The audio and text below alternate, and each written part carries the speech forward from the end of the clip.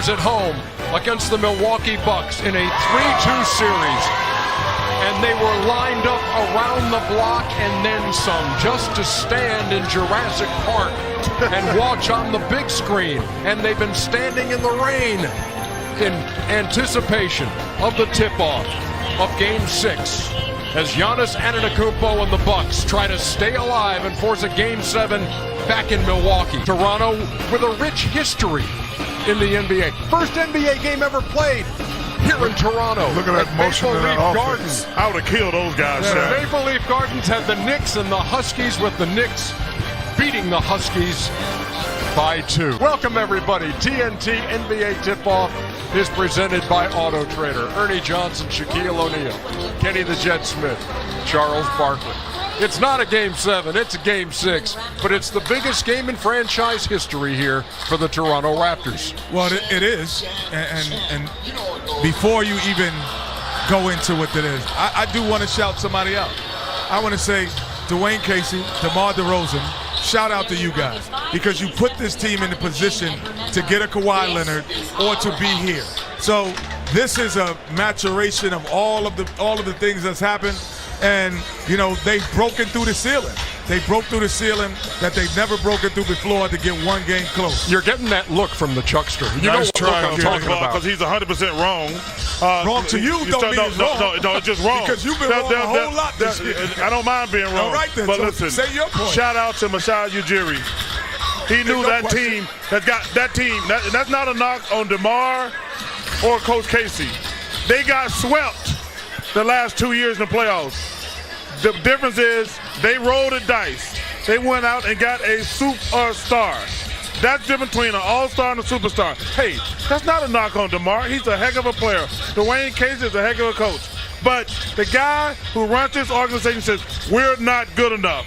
However, let's not get ahead of ourselves. There's still a big task ahead. True that. They definitely got to win the game, because you said it, you know it, and I know it. If they don't win this game tonight and go back to Milwaukee, they're going to be in trouble. So the keys tonight is, you know, me and Charles were talking about this in the car, if you're Kawhi, because we've both been in this position. Do we say, okay, we're going to see what the others got in the first quarter, or do we come out first quarter like, no, give me the ball, I'm going to go to work? They're not like you, though. No, Kawhi's like that. Let's go back to Game 5 for a second, because fourth quarter of that game, late, you saw Giannis Antetokounmpo. You saw him defending Kawhi right there, and a little tweak of the ankle, and so that was.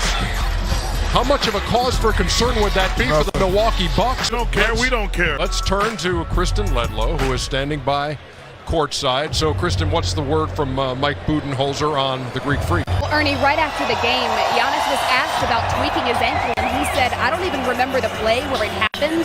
Just minutes ago, Coach Bud told me that between 45 seconds and a minute after he did so, Giannis said that he felt fine. He was evaluated yesterday, and again today, and again, fine, Ernie. Okay, how about Kawhi Leonard on the other side and Kyle Lowry? Well, starting with Kyle, he's just not getting any better. The pain has not yet subsided. He was scheduled to see a specialist yesterday, but he canceled it because he says that he knows it's not something that's going to be able to be treated or get better until the season is over. You've just gotten out of these coaches' meetings with Nick Nurse and Coach Bud. What's your take on their approach to a game of this magnitude here, Game 6?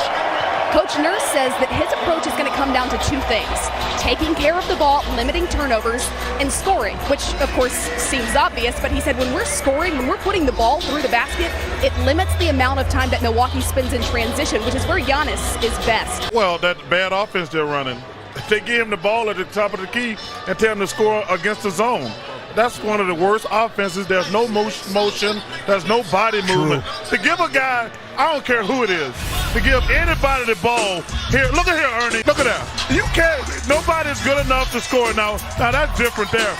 But to give him that ball at the top of the key and say score 105, that's just awful offense. That has nothing to do with Giannis or Toronto. This team, these guys have to play well to win. Have to. Yes, but have to. Y'all can take them all the way through. But if it was just you, then Rick Fox would have had to get 17. Yes, but the one thing you got to worry about if you want those others, if they come out stinking up the joint and lose their confidence and you get behind, that's the one thing you have to worry about. Because then you got to take over. Yes, that's what I'm saying. But you have to That's the thing about being a star. You have to fill the game out.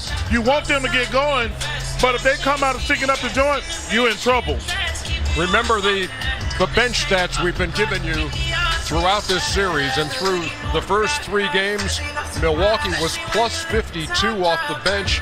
Raptors have completely turned that around in the last 2 games. They are plus 45. It's 83-38. In fact, the Raptors have more bench points in the last 2 than they had combined in the first 3. It is game 6. Will it be the finale? Or are we going back to that guy's house for game 7?